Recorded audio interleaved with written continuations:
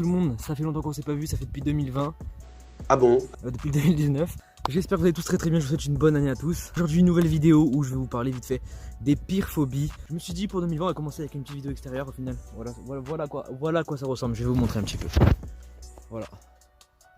Bon, je pense que vous l'avez bien vu, mais cette vidéo il n'y a rien de sérieux, hein. Même mes cheveux ils sont partis en vacances. Alors tout d'abord il y a plein de types de phobies, je vous en marque plein à l'écran. Et je vous ai demandé à vous quels étaient les vôtres.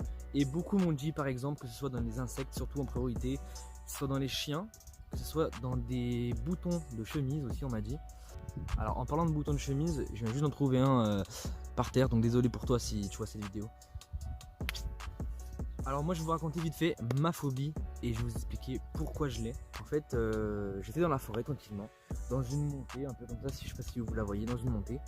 Et en fait j'ai couru et j'ai glissé sur un petit bout de bois. Vous voyez les petits bouts de bois arrondis comme ça. Voilà, en fait j'ai glissé tout simplement sur ça en montée. Et là je suis tombé et j'ai entendu un gros bruit dans mon bras et j'ai direct compris que en fait c'était mon bras qui avait craqué, tu vois. Et en le regardant en fait, tout ce bras là, en fait il était tordu comme ça parce qu'il n'y avait plus aucun os qui touchait en fait. En gros la seule chose qui tenait c'était tout simplement les nerfs, enfin, tout ce qu'il y a dedans hormis les os quoi. Du coup vu comme j'étais dans la forêt, j'étais pas vers chez moi, il fallait que je marche environ moins d'1 kilomètre pour rejoindre la route là où les pompiers pouvaient me rejoindre, tout ça. Ils sont arrivés avec un fauteuil roulant et tout, ils me disaient ouais faut pas marcher machin, alors que moi je me sentais encore très bien de marcher. Donc en gros ensuite ils m'ont emmené à l'hôpital etc, vous connaissez les bails. Donc j'ai eu ma première opération, ma deuxième, et c'est lors de la deuxième en fait il s'est passé des trucs un peu chiants. Et en fait tout simplement, au lieu de m'opérer normalement, l'anesthésiste il a décidé de mettre un petit peu plus que la dose normale pour mon corps, vous voyez. En fait c'est des doses qui te mettent en fonction de ton gabarit, en fonction de ci, de ça, tu vois ce que je veux dire. Et sauf que monsieur Fils d'Up, comme on va l'appeler dans cette vidéo, a décidé de faire le thug en fait, à faire tiens toi t'es mon cobaye toi. L'opération devait durer 30 minutes.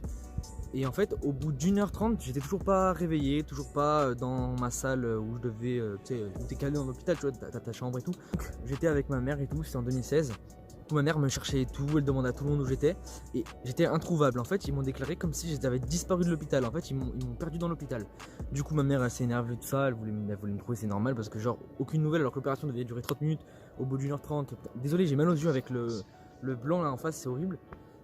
Et en fait tout simplement, ils ont tout simplement menti à mes parents, tout ça. En fait j'étais tout simplement j'arrivais pas à me réveiller, j'étais en train de faire une crise de tachycardie. En fait tout simplement ton cœur qui s'accélère, qui peut battre vraiment très très fort, ça va monter jusqu'à 200 il me semble. Moi je peux pas vous dire exactement, ça doit dans les papiers, peut-être que je vous le marquerai à l'écran.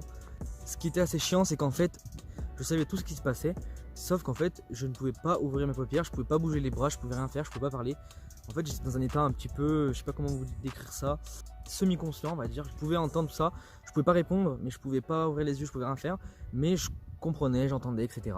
Donc c'est à dire que j'essayais pendant plus de 30 minutes à essayer d'ouvrir les paupières. Et vous savez cette sensation quand vous fermez les yeux et que vous sentez vos yeux bouger là, et ça faisait ça en fait. Et en fait plus j'essayais de me réveiller et plus la machine derrière moi elle bipait fort en fait. C'était une machine en fait. Plus j'essayais de me réveiller, plus mon cœur il battait fort. Du coup j'entendais les médecins qui couraient etc, qui venaient de ça, qui me donnaient des produits. Et en fait tout simplement depuis là, après j'ai revu la nécessité tout ça. Et en fait il m'a tout simplement dit en rigolant ouais est-ce que t'as eu peur? Et moi je lui dis oui, il me fait mais t'inquiète pas, tu vas juste perdre des semaines, voire des jours de ta vie etc.